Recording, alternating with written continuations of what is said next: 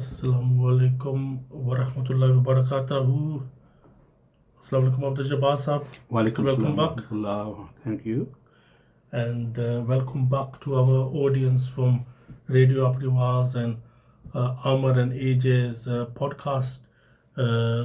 It's nice to see that the people are interactive, but I think people do need to ring in every so often. We do receive a lot of messages, which is nice to see. But I think our next debate, shall we say, or just something to let people know, let people, just to inform people, because sometimes they may not hear, like especially the Afghanistan issue story. And in the past, we've talked about Tony Blair and his particular agenda to be the next premier of Gaza. I think we've seen in Gaza where there's a multi-billion-pound deal going on with Egypt and Israel. But obviously, we cannot cover all the topics. The topic I think has been in the news the last couple of days is with regards to the Bondi Beach shooting. Some people are calling it a shooting, or this is Al Jazeera. Other people are calling it a terrorist attack, which was apparently conducted by a father and son who belong to the religion of Islam, and but apparently there was some kind of superhero who kind of tried to save a few lives as well, Ahmed Al Ahmed. So I think this resulted in 15 people dead. We also resulted in 40 people still in hospital, including 2 police officers. So it was a serious event, and it was quite a saddening event.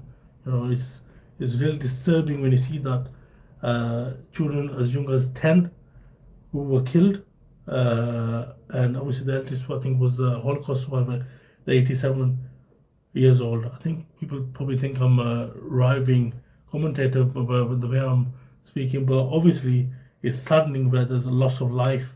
A rabbi was one of the first people to be whose funeral was conducted, and at the end these were innocent civilians who wanted to enjoy the Jewish religious event of Hanukkah.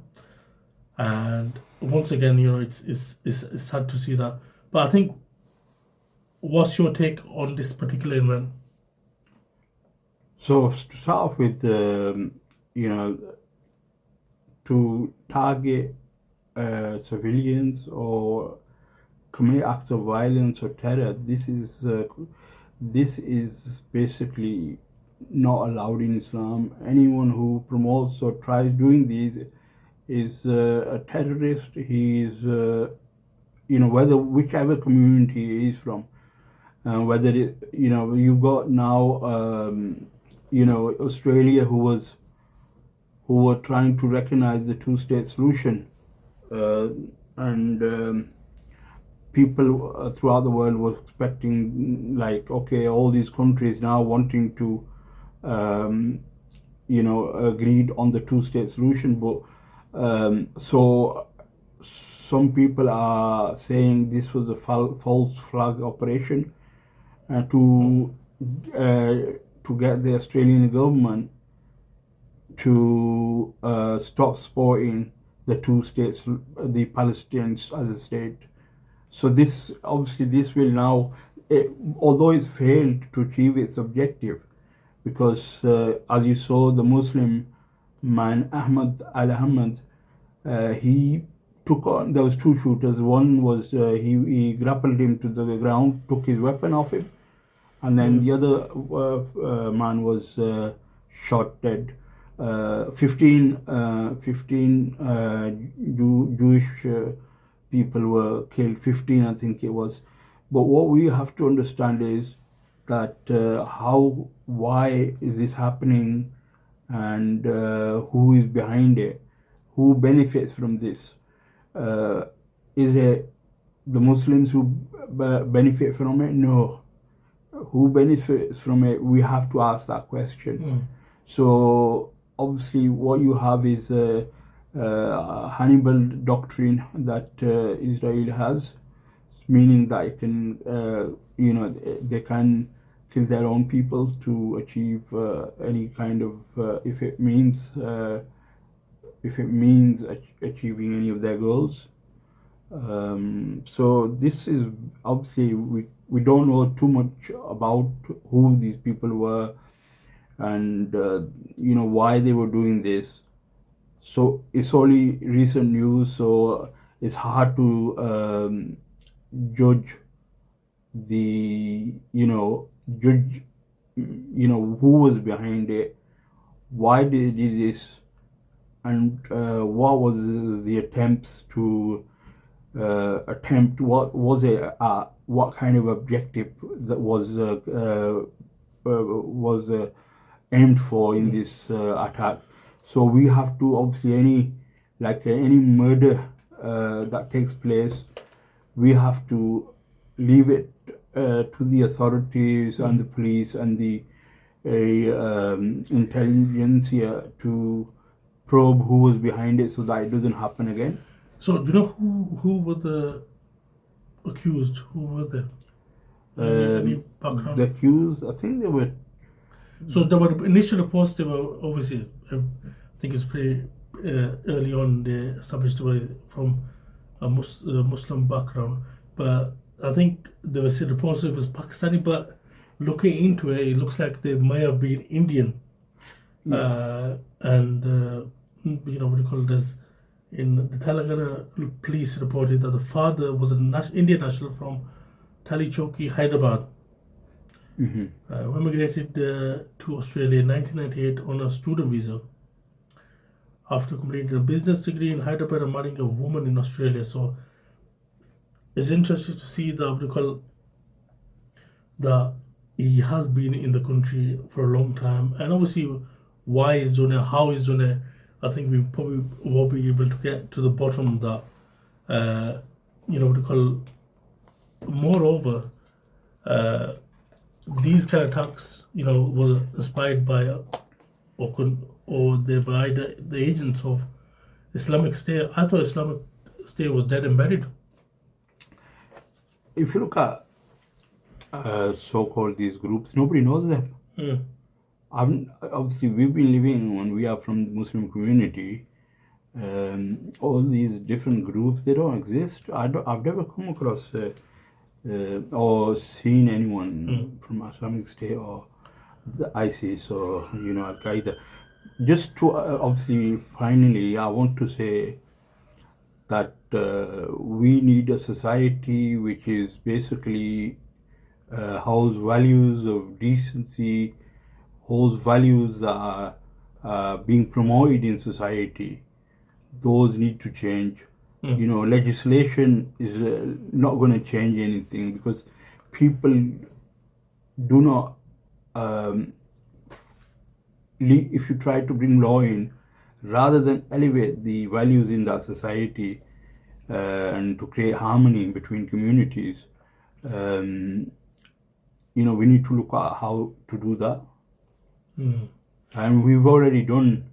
I was part of a white paper that was written for community cohesion, and it was we tried to get the local responsible people, influential people. So yeah. Do you think because is an Islamic from Islamic background, the person who conducted this attack is been in the media more?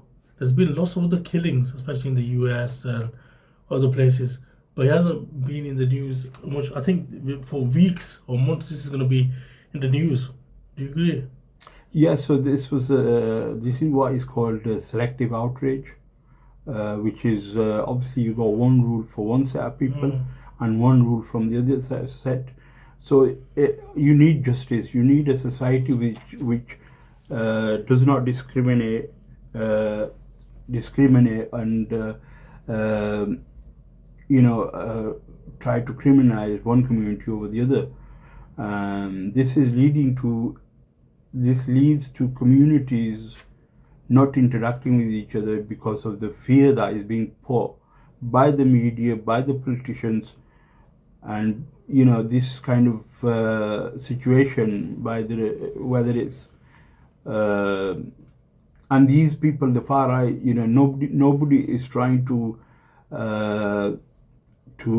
try to be take them on and explain to them that what they're saying or what they're trying to portray is hateful, and nobody should be targeted because of them being any religious or their beliefs should not be targeted and insulted. So this is what I believe, and the way forward is for communities to keep in touch and interact with each other as they've done in Australia, the downtown Sydney and places like the West.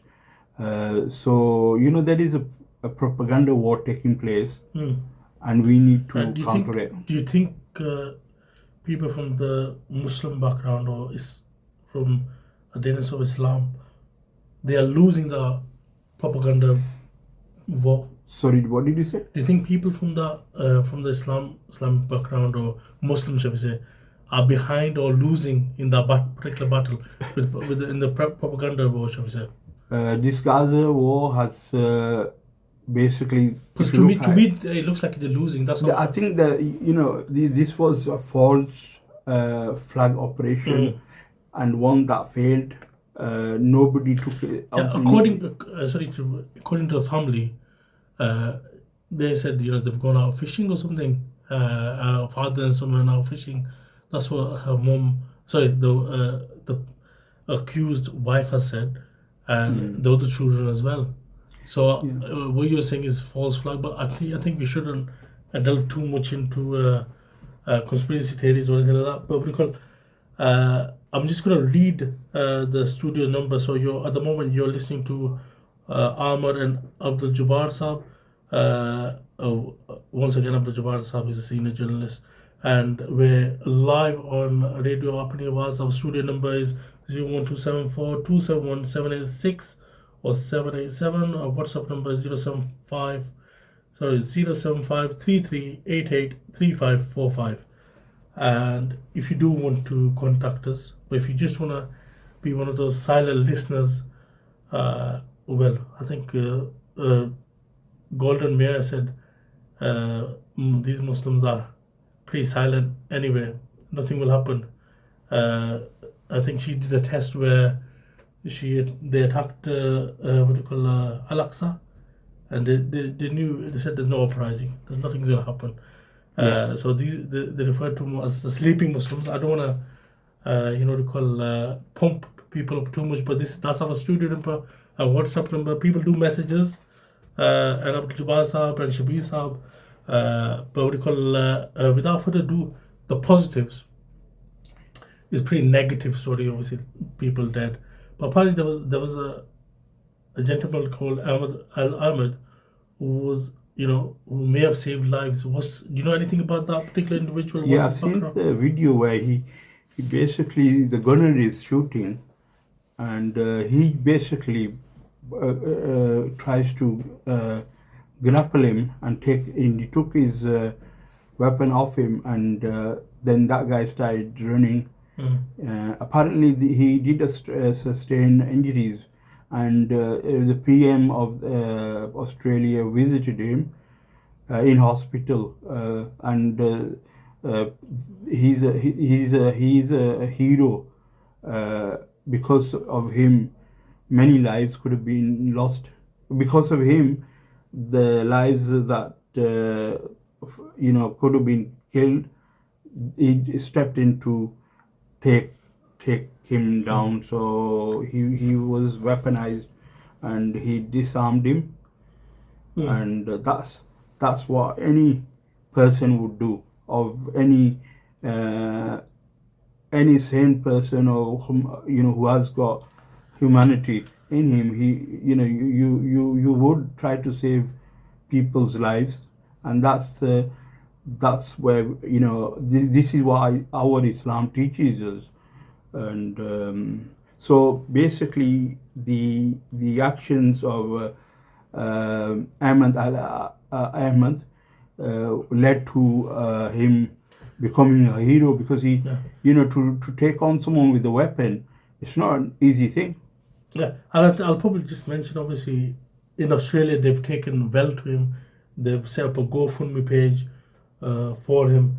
He's been met by the Prime Minister, and everybody's acknowledged that there could be good Muslims and bad Muslims in every society, and good Christians and bad Christians, and good Jews and bad Jews.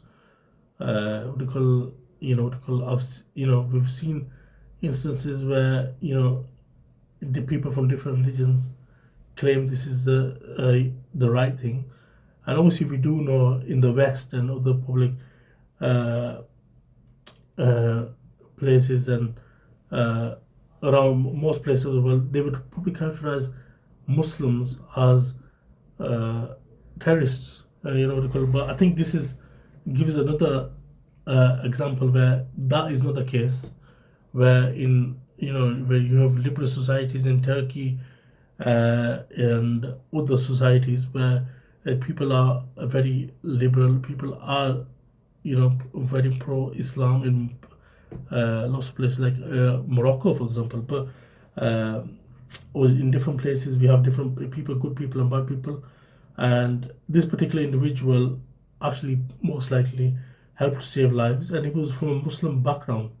Really, we shouldn't have to say that, but because unfortunately we have to when it comes to these kinds of circumstances. As we talk about propaganda, PR, what we call, we should have the Pakistani Prime Minister and the Saudi Arabian King saluting this guy as well. Is that going to happen?